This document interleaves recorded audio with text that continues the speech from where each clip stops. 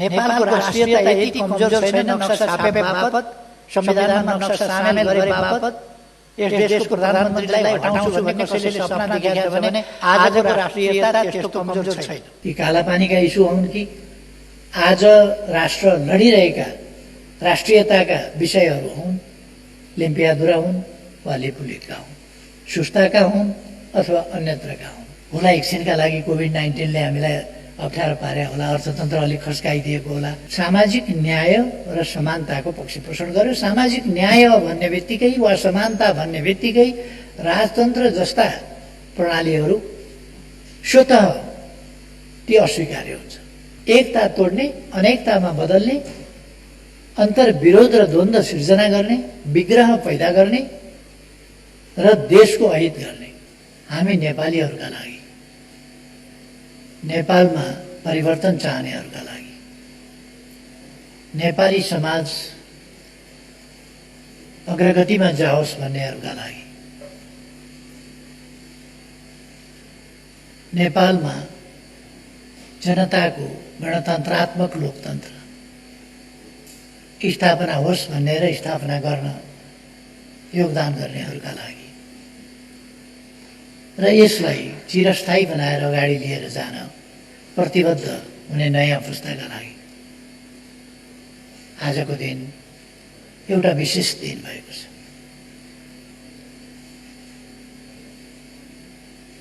जननेता मदन भण्डारीको 69औं जन्मदिन। त्यस दिनको उपलक्ष्यमा सन्दर्भमा म सबै नेपाली दिदीबहिनी तथा दाजुभाइहरूमा जुन विचारले नेपाली समाजलाई परिवर्तन गरेर यहाँसम्म ल्याएको छ, ल्याउन असाधारण र महत्त्वपूर्ण योगदान गरेको छ, त्यस विचारका प्रणेताप्रति अत्यन्तै आदरभाव साथ, सम्मान साथ श्रद्धासुमन अर्पण गर्दै यस विचारले सफलता पाएको र यसको प्रतिफल सबैले प्राप्त गर्दै गरेको अवस्थामा म सबैमा बधाई पनि भन्न चाहन्छु र शुभकामना पनि भन्न चाहन्छु।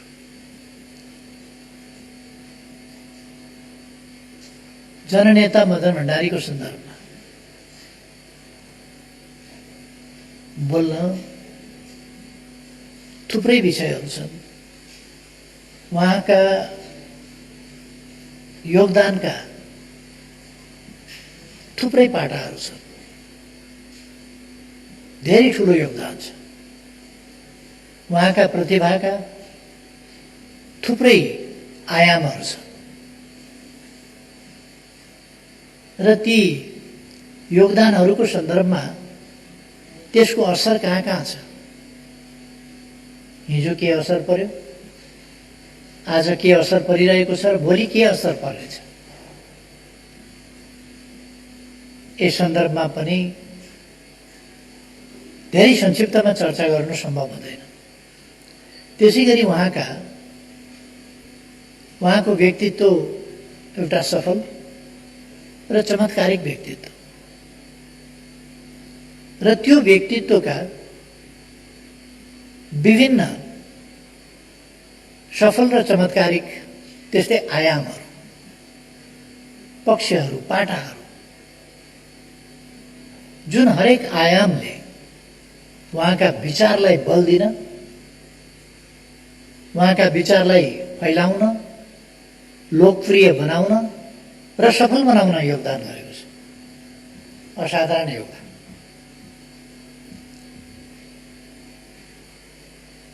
ती कुराहरू पनि संक्षिप्तमा चर्चा गर्न त्यति सम्भव छैन। हामीले निकै समय लगाएर नै चर्चा गर्नुपर्छ र यस सन्दर्भमा जानकारीको पाटो त्यतिकै व्यापक जानकारी हुन जरुरी छ। अर्को विश्लेषणको पाटो त्यतिकै सावधानी साथ, सतर्कताका साथ सही विश्लेषण हुन पनि जरुरी छ। त्यसकारण यो झन् कठिन विषय हुन्छ। हुन त आज पनि हामी सुन्ने गर्छौँ यता कुरा। म अरू कुरा त मान्छु, तर मार्क्सवाद मान्दिनँ भन्ने विद्वानहरू पनि पाइन्छ। दुईटा कारण छ। एउटा, मार्क्सवाद के हो बुझेका छैन, नबुझिकन के मान्नु, मान्दिनँ भन्ने सजिलो भइगयो, बुझेका छैनन्, मान्दैन। अर्को, एउटा लहैको वैचारिक पूर्वाग्रह छ, त्यसकारण मान्दैन। मान्यो भने आफ्नो पनि कल्याण हुन्थ्यो, समाजको पनि कल्याण हुन्थ्यो, तर मान्दैन। किनभने त्यहाँ एउटा वैचारिक आग्रह छ। जब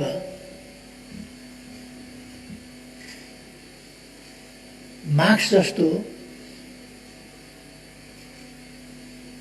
यस सहस्राब्दीको सबभन्दा ठुलो चिन्तक भनेर ग्लोबल सर्वेले पटक पटक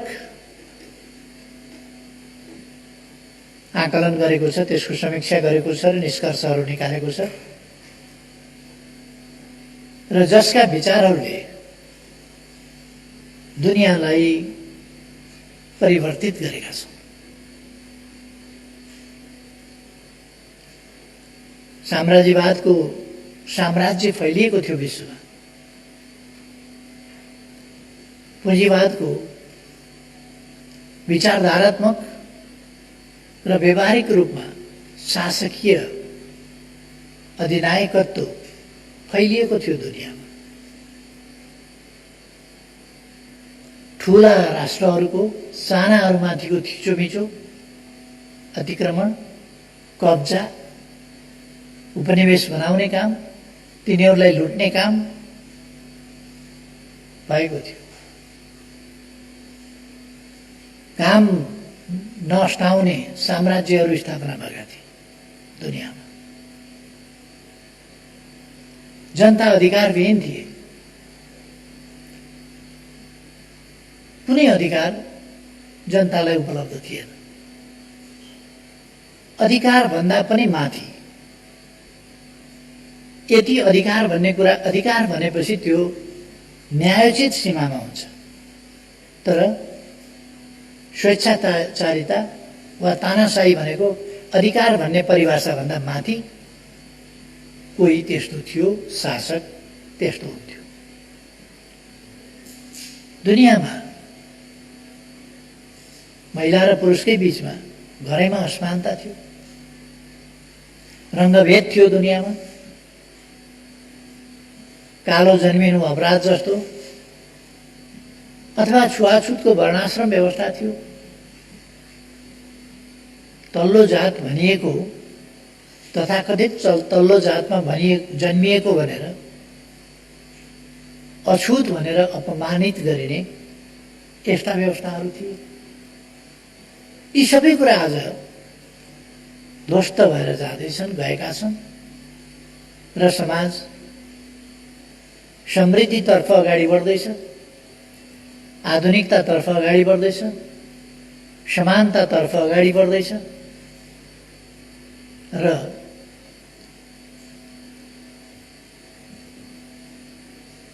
त्यो समानता क्रमशः सुदृढ हुँदैछ।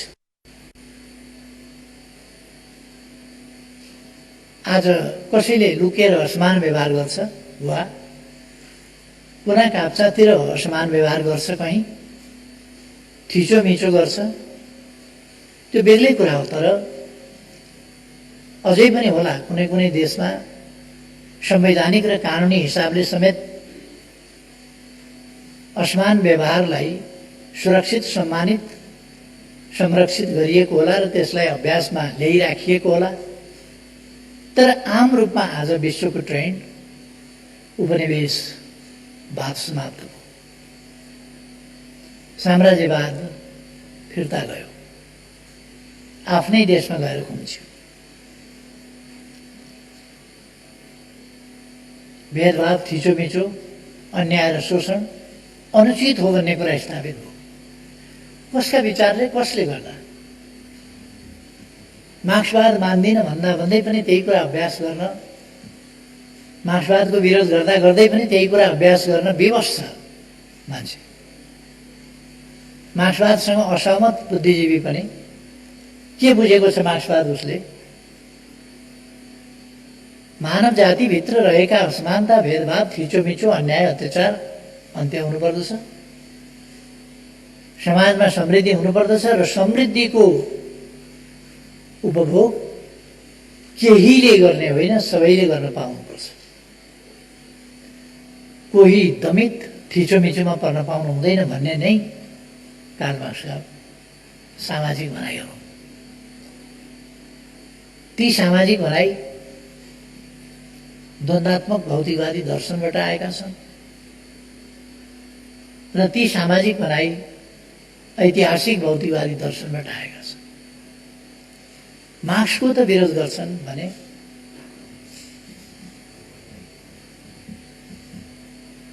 अरूको विरोध धेरै अनौठो कुरा होइन। तर पनि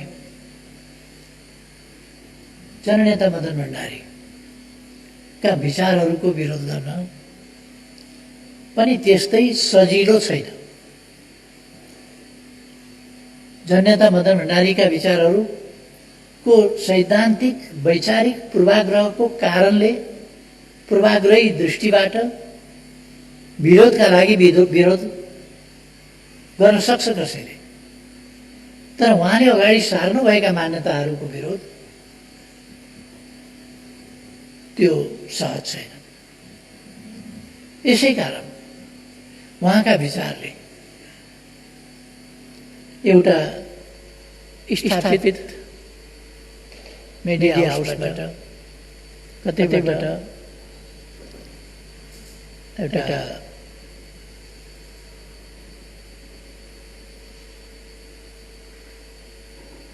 यो तथ्य सङ्कलन गर्ने, जनताको अभिमत सङ्कलन गर्ने काम भएको थियो।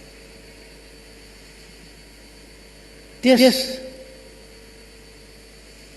परिणाम के दियो भन्दा मदन भण्डारी 20औं शताब्दीमा नेपालको राजनीतिलाई सर्वाधिक प्रभावित गर्ने व्यक्ति अथवा उहाँ शताब्दी नायक, शताब्दी नायकको रूपमा 20औं शताब्दीमा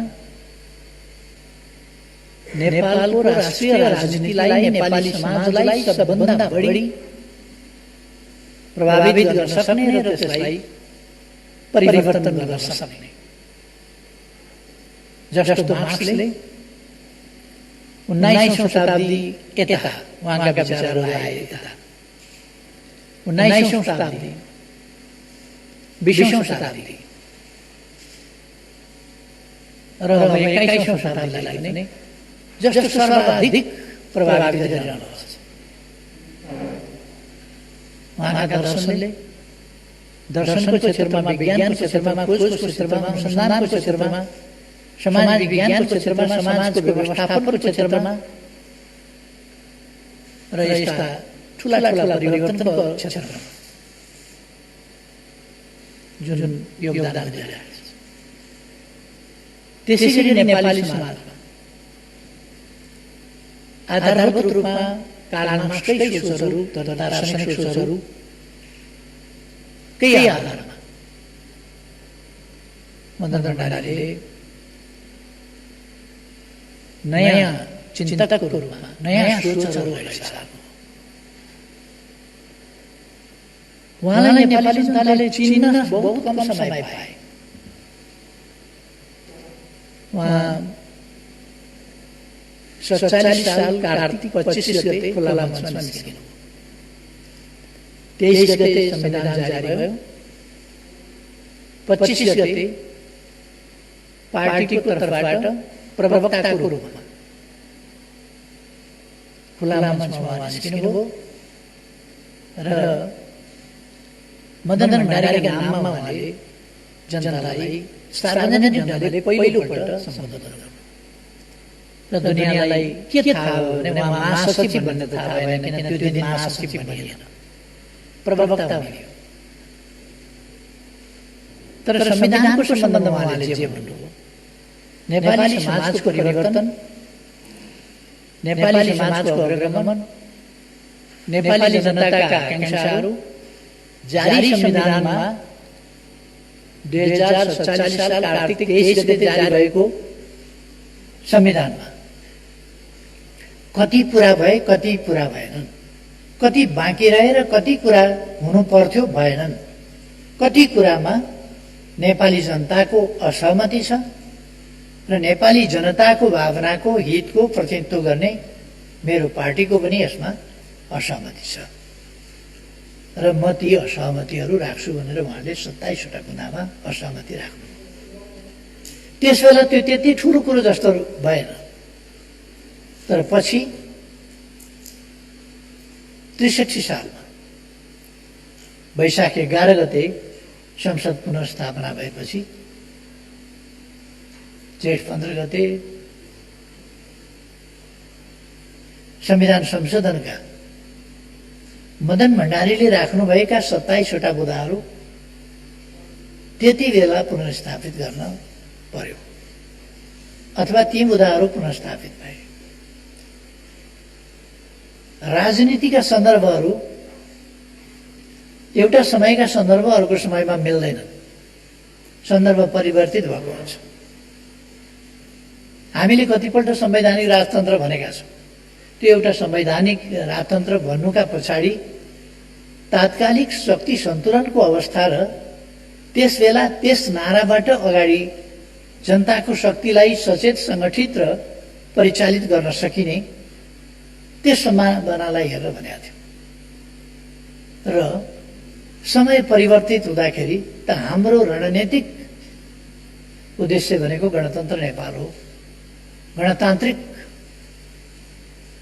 लोकतन्त्र हाम्रो उद्देश्य हो हामीले भनेका थियौँ। तर कार्यनीतिक रूपमा तत्कालका लागि शक्ति सन्तुलनले हामीलाई सीमित गर्दा हामीले ती चिजहरू गर्नु परेको थियो। मैले थुप्रै ठाउँमा भनेको छु, जाडो छ तर ज्याकेट छैन भने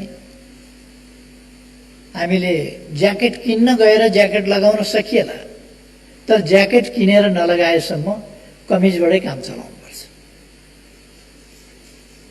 जाडो छ, सिरक बनाउनु छ, कम्बल किन्नु छ या सिरक किन्नु छ, नकिनेसम्म च्यादर स्यादर केही छ भने पनि त्यसले ओढेर भए पनि अलिकति जाडो कम गर्नुपर्दछ। म यहाँ मदन भण्डारीका विचारहरूको कुरा गर्दै थिएँ। लोकतन्त्रका सम्बन्धमा मदन भण्डारीका विचारहरूको सशक्तता पाइला पाइलामा देखिन्छ, विचारका अनेक पक्षहरूमा देखिन्छ। मदन भण्डारीले लोकतन्त्र, जनतन्त्र कस्तो हुन्छ भन्दा वास्तविक लोकतन्त्रमा राजतन्त्र हुँदैन, वास्तविक जनतन्त्र लोकतन्त्रमा राजतन्त्र हुँदैन, गणतन्त्र हुन्छ। जन्मसिद्ध श्रेष्ठताको सिद्धान्त भनेको वैज्ञानिक कुनै आधार नभएको, तथ्य नभएको, तार्किकता पनि नभएको, केही पनि नभएको कि अज्ञानीहरूले मान्ने कि स्वार्थी तत्त्वहरूले मान्ने कुरा हो। त्यसबाट लाभ लिने उद्देश्यले राजतन्त्र चाहिन्छ भनेर विभिन्न कुतर्क गर्नु एउटा कुरा हो। नत्र जन्मसिद्ध श्रेष्ठताको, जन्मिँदै शासक हुनुपर्छ भन्ने मान्यता भनेको पहिलो त मूर्खताबाट सुरु हुन्छ। जन्मसिद्ध श्रेष्ठताको सिद्धान्त भनेको कुनै पनि हालतमा लोकतान्त्रिक सिद्धान्त होइन र हुन सक्दैन। यो कुरालाई संयुक्त राष्ट्रसङ्घले पनि मान्दैन, संयुक्त राष्ट्रसङ्घको बडापत्रले पनि मान्दैन जन्मसिद्ध श्रेष्ठताको कुरो। तर हरेक देशका जनताको आफ्नो देशको शासन प्रणालीको निर्णय गर्ने आफैमा अधिकार हुन्छ। त्यसकारण संयुक्त राष्ट्रसङ्घले राष्ट्र प्रमुखको हिसाबमा राजा जाँदा स्वीकार्दैन त भन्दा स्वीकार्छ, किनभने अझ माथि राखेर स्वीकार्छ। त्यो एउटा परम्परागत प्रणाली भएको हुनाले। तर सिद्धान्तको हिसाबले मान्छ अथवा वकालत गर्छ, वकालत गर्दैन। संयुक्त राष्ट्रसङ्घको बडापत्रले वकालत गर्दैन। त्यो असमानतामा आधारित, अन्धविश्वासमा आधारित, स्वार्थमा आधारित, अथवा संक्षिप्तमा भन्ने हो भने वैज्ञानिक तथ्य र आधारहरू नभएको कुनै तर्क, उचित तर्कले पुष्टि गर्न नसकिने एउटा पाखण्डी सिद्धान्त हो। र त्यो पाखण्डी सिद्धान्त सामन्ती संरचना, सामन्ती युग, सामन्ती प्रणालीले स्थापना गरेको राजतन्त्रात्मक प्रणालीले सुरु गरे हो। यस सम्बन्धमा अहिले होइन, हाम्रो पार्टीको स्थापना काललाई हेर्नुपर्छ। म यहाँ नेकपाको कुरा गर्दैछु, म नेकपाको अध्यक्ष भएको हुनाले अरू विचारहरू, अरू पक्षहरू, अरू पार्टीहरूलाई पनि म सम्मान गर्छु। तर अरू पार्टीहरूका गलत विचार र गलत प्रवृत्तिहरूलाई भने चुप लाग्न सकिन्छ, तर ताली बजाउन सकिँदैन। चुप लाग्न सकिन्छ, तर फुलमालाले स्वागत गर्न सकिँदैन, किनभने ती गलत विचार छन् भने।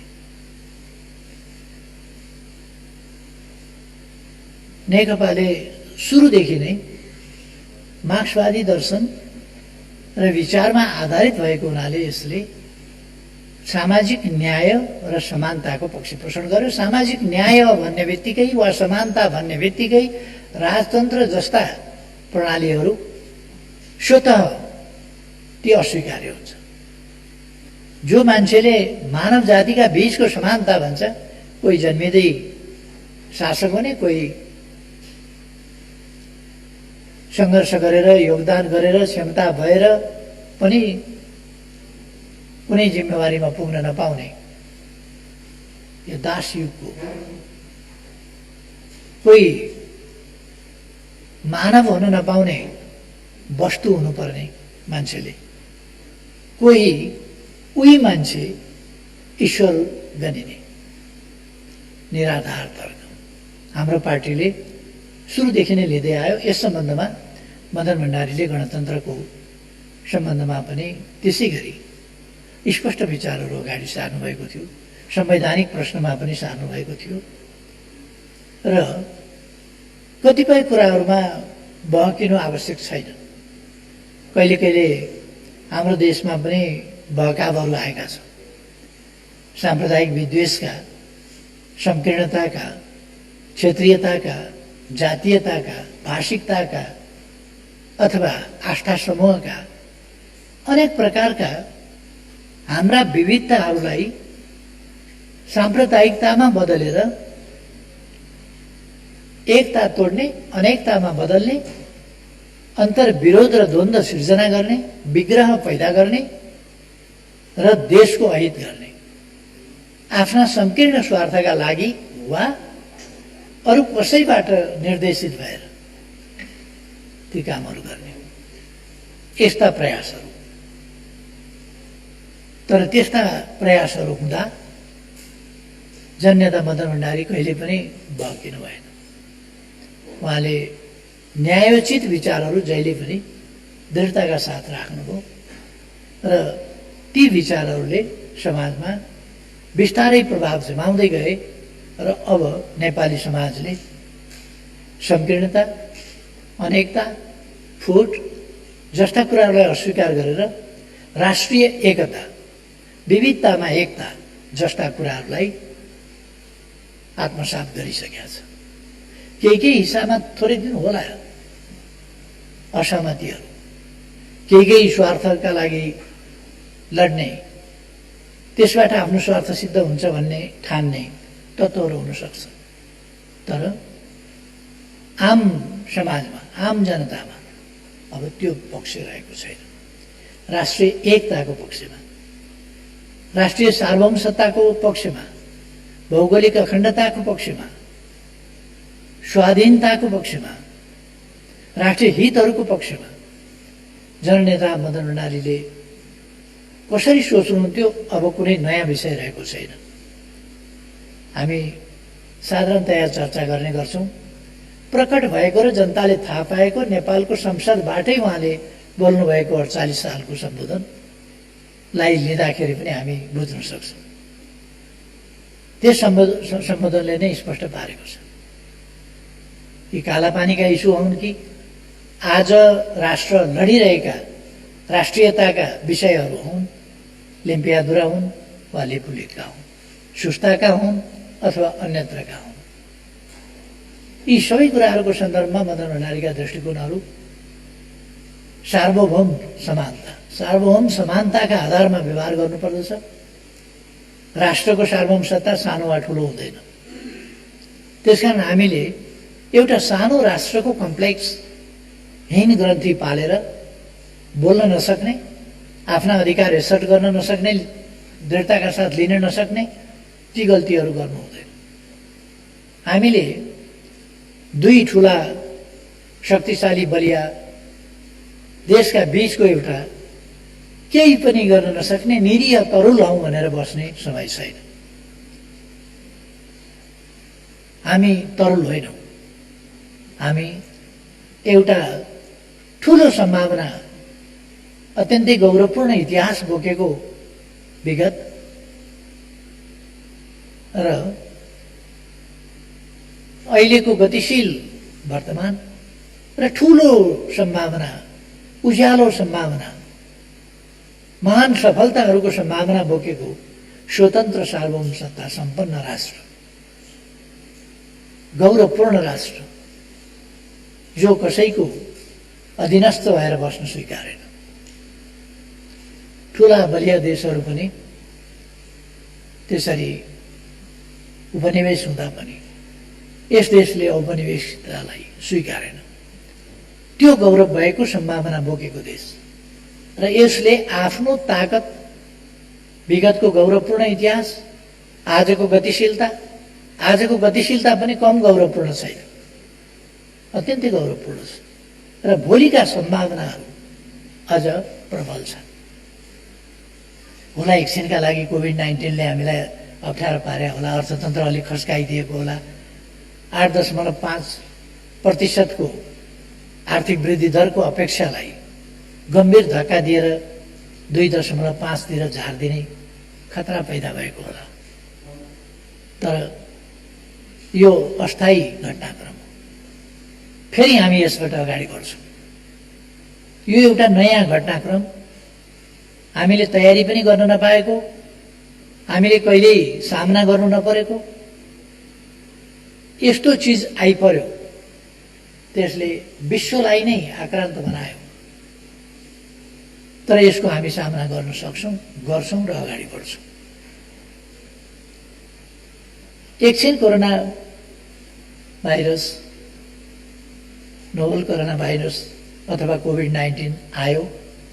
यसले जनजीवनमा, सामाजिक जीवनमा, शिक्षामा, स्वास्थ्यमा, आर्थिक उत्पादनमा, आर्थिक क्रियाकलापमा अथवा सामाजिक जीवनका विविध पक्षमा अत्यन्तै दुष्प्रभावित गर्यो भने पनि हामी फेरि उठ्न सक्छौँ र सुन्दर नेपाल परिकल्पना पछि मदन भण्डारीका विचार बोकेर सरकारमा पुग्न पाउने बित्तिकै पहिले त मूर्छित भएका सपनाहरू जगाउनु पर्यो, जनतामा खसिएको आत्मविश्वास जगाउनु पर्यो, परिवर्तन जो हामी प्राप्त गरिरहेका छौँ या गर्दै गएका छौँ त्यसप्रति जनताको विश्वास जगाउनु पर्यो। यी कामहरूतिर हामी लाग्यौँ र हामीले समाज परिवर्तनका निम्ति जननेता भण्डारीका विचारहरूलाई अगाडि राखेर उहाँका विचारहरूबाट निर्देशित भएर समाजलाई अगाडि बढाउने काम गर्यौँ। राष्ट्रियताको सवाल होस्, नाकाबन्दीको हामीले सामना गर्यौँ।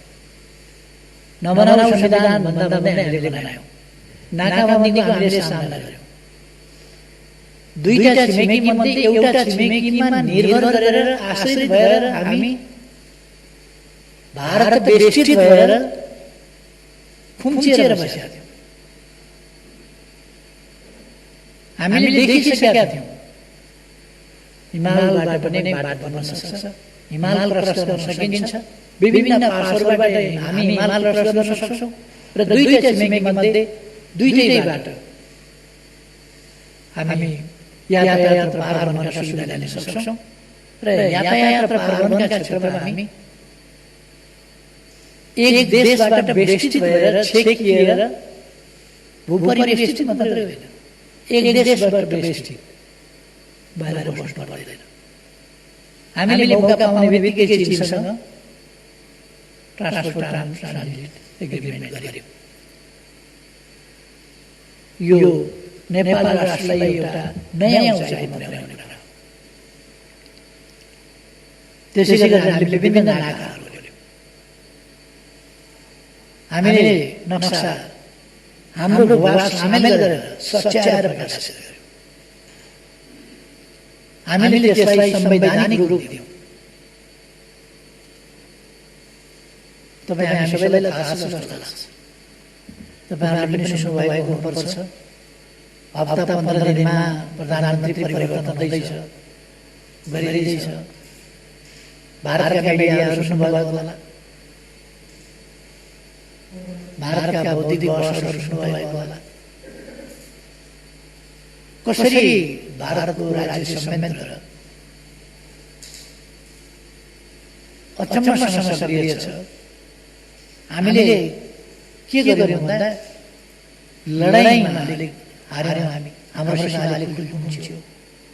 हामीले 1816 को मार्चमा अन्तिम सम्झौतामा दस्तखत गर्यौँ र त्यसको सीमामा हामी खुम्चिएर बस्यौँ।